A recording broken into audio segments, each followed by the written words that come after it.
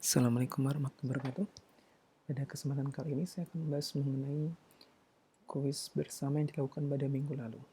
Di dalam soal disebutkan bahwa PT Wirawiri, sebuah perusahaan ekspedisi, memberikan layanan antar barang ke seluruh pelosok Nusantara. Kemudian selama masa pembatasan sosial berskala besar, PT Wirawiri mengalami kenaikan permintaan jasa layanan 50%. Merespon lonjakan permintaan tersebut, Direktur PT Wirawiri mengambil langkah strategis dengan mengakuisisi semua saham beredar Sky Racing Bike. Dilakukan pada 5 Juli 2020. Akuisisi dimaksudkan untuk mengakomodir tambahan armada pengiriman PT Wirawiri. PT Wirawiri memberikan imbalan kepada pemegang saham. Jadi di sini saya akan bawa di sini. Imbalannya berupa pembayaran tunai, kemudian utang obligasi 50 miliar juga, kemudian PT Wirawiri juga menyerahkan tanah. Nilai wajarnya adalah 150. Kemudian ini adalah laporan sisi keuangan pada 1 Juli 2020. Ya, diasumsikan pada 1 Juli sampai 5 Juli tidak ada perubahan mengenai akun-akun di sini. Kemudian selain imbalan yang dibayarkan, PT Wirawiri juga mengeluarkan biaya konsultan.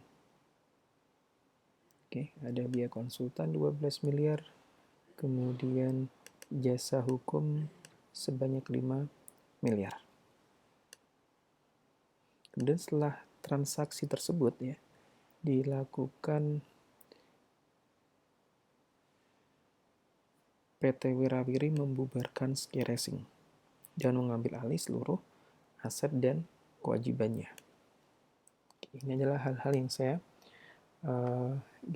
saya tebelin ya, nanti yang akan bisa kita gunakan untuk menjawab soal. Kemudian pertanyaannya adalah diminta untuk mengidentifikasi jenis kombinasi. Maka saya akan langsung menjawab di sini. Dari soal ini disebutkan bahwa melakukan akuisisi seluruhnya, kemudian setelah selesai diakuisisi, PT Sky Racing Bike itu dibubarkan. Berarti tinggal hanya PT Wirawiri saja.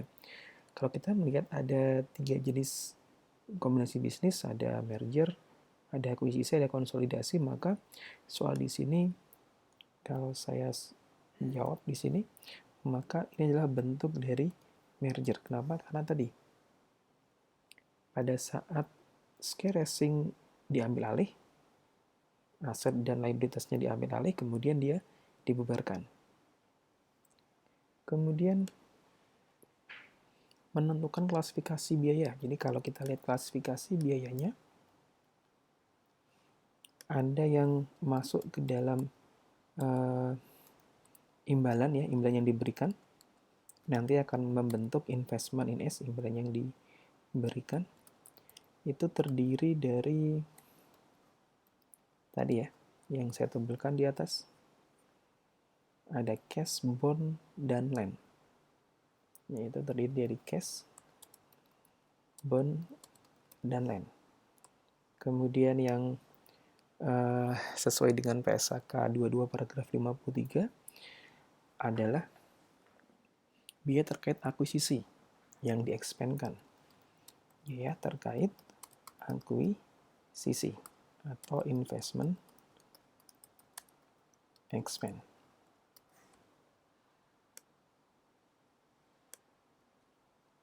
Yang meliputi tadi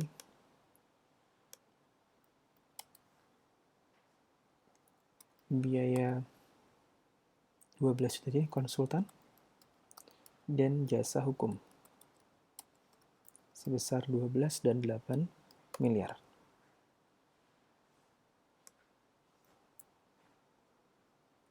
Ini kalau saya merge, kemudian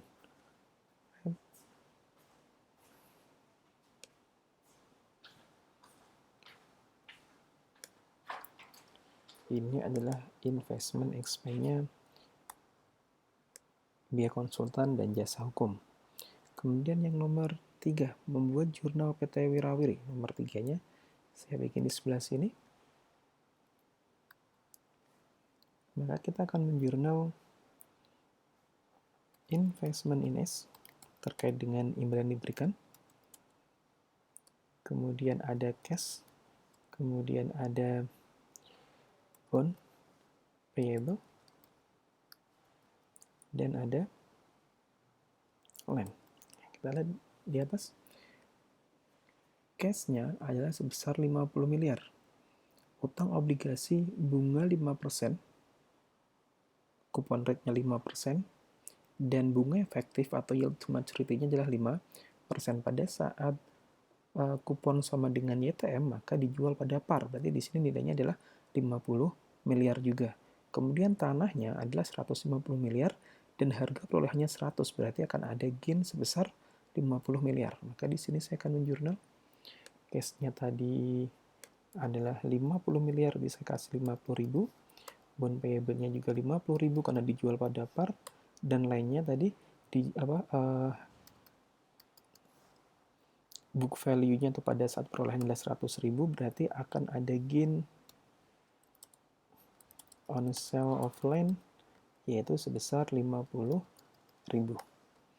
Sehingga nilai investment in S-nya adalah, saya jumlahkan, 250.000. Kemudian terkait dengan investment expense-nya, pada cash, kalau kita lihat di sini, jasa hukum untuk kepentingan legal pada pengalihan kepemilikan berarti terkait dengan akuisisi, konsultan bisnis juga terkait dengan akuisisi, maka 12 tambah 8 adalah 20 miliar.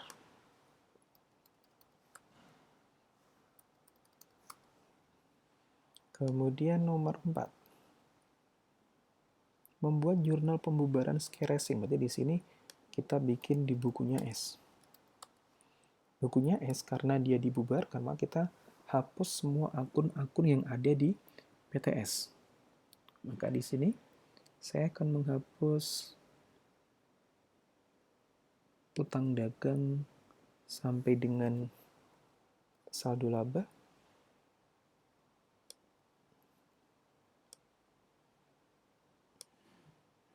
Kemudian debitnya kita menghapus aset cash dari peralatan karena dialihkan ke PT Wirawiri.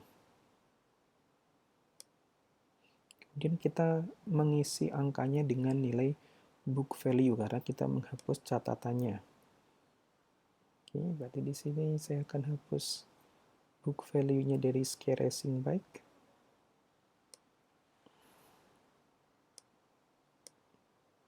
Oke, dan utang bagian kreditnya 45 sampai dengan 80.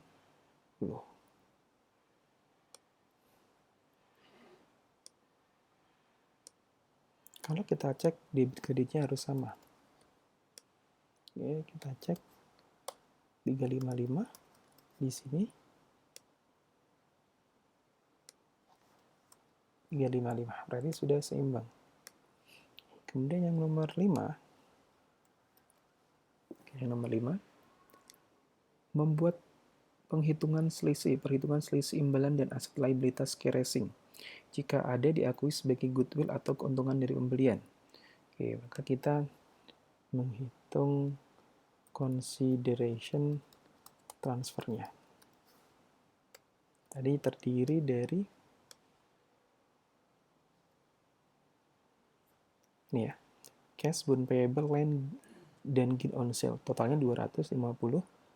Saya langsung pakai angka di atas. 250.000. Kemudian fair value net asset S. Terdiri dari fair value asset. Fair value asetnya adalah 350 ya. Dan fair value liabilitasnya adalah sebesar utang dagang ditambah dengan utang wesel. Jadi kalau kita hitung, maka net asetnya adalah sebesar dikurangi 350 dikurangi 120, 230. Selisih antara consideration transfer dengan fair value, maka hasilnya adalah goodwill. Kita kurangkan. Ada goodwill sebesar 20.000. Kemudian yang nomor 6. Yang nomor 6 membuat jurnal pengambil alihan aset dan kewajiban. Maka kita ambil alih aset tadi ya, yang di sini. Yang di nomor 4 tadi ya, diambil alih namun menggunakan nilai wajar. Maka di sini saya akan ambil cash dan peralatan. Ditambahin 1 ada goodwill. Kemudian di sini kreditnya berarti hanya utang dagang dan utang wesel.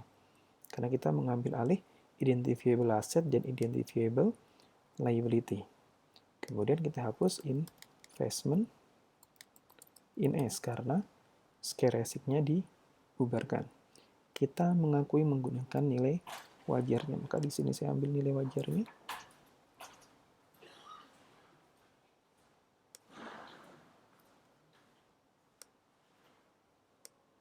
Kemudian nilai goodwill-nya adalah 20.000. Kemudian utang dagang 45 dan 75.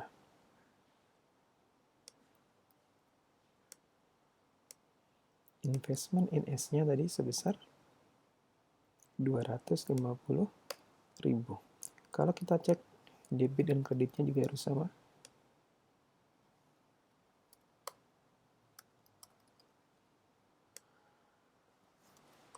Oke, sudah sama. Sekarang yang nomor 7.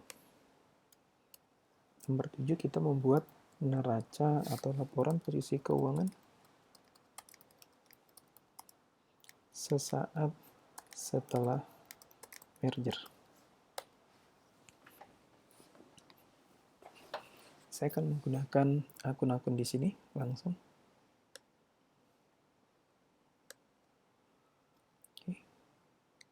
Saya pindah di sini. Kemudian kita akan hitung satu-satu. Cash berarti sama dengan kita jumlah book value ditambah dengan yang sudah kita bikin jurnal. Kita bikin jurnalnya di nomor 3, nomor 5, nomor 6, 3 dan nomor 6.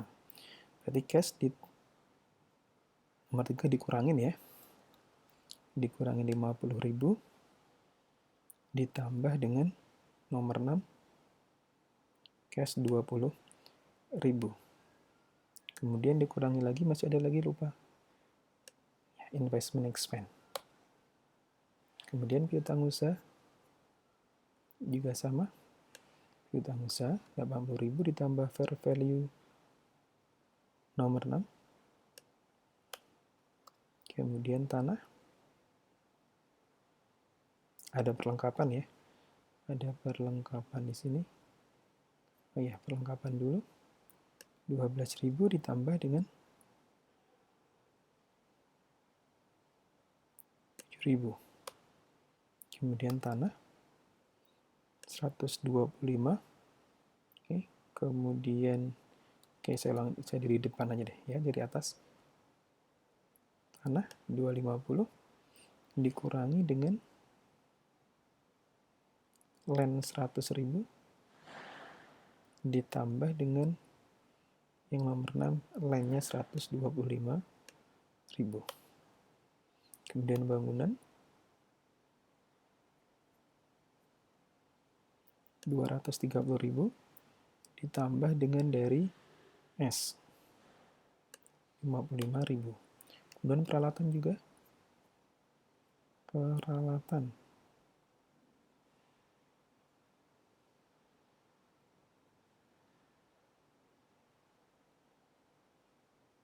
oke, di sini peralatan 108.000 ditambah dengan peralatan dari S. Kemudian ada goodwill, sisipkan goodwill, yaitu sebesar 20.000, sehingga total asetnya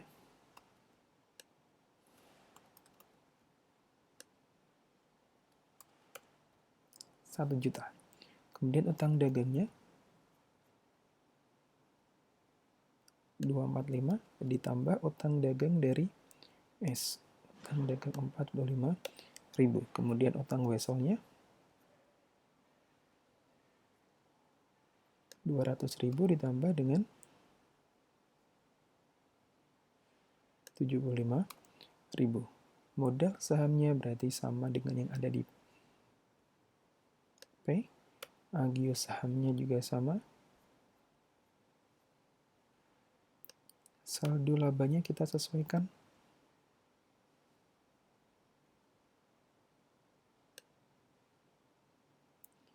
Kemudian ditambah dengan, kita lihat jurnal nomor 3 ada gain. Kemudian kita kurangkan dengan investment expense sebesar 20.000. Ya, kalau kita jumlah,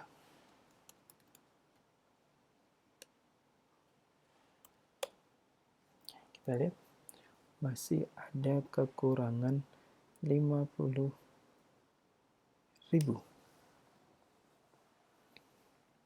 Kita cek masih ada yang kurang, yaitu kita belum memasukkan adanya bond payable karena membelinya dengan tambahan bond payable.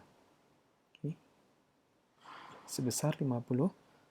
Maka di sini saya tambahkan bond payable, yaitu sebesar 50.000.